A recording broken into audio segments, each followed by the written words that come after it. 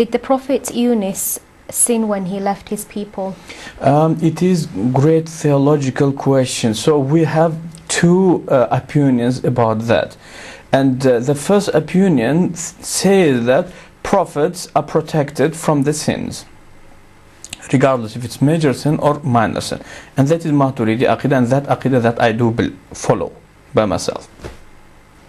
And the second opinion says, the second opinion actually belongs to Ash'aris and big number of Mu'tazila, by the way, some of the early Hanafis also.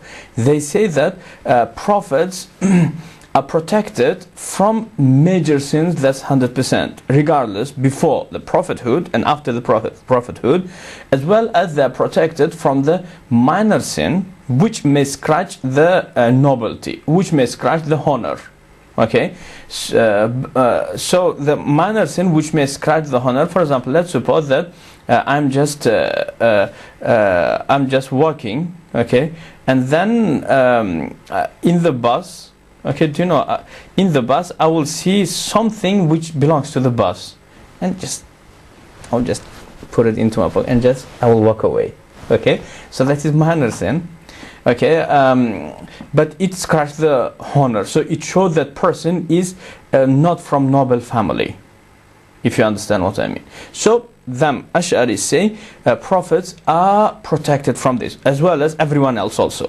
But then Ash'aris go one step further, saying but the minor sins which does not scratch the nobility, prophets are not protected from it, so therefore they may commit it.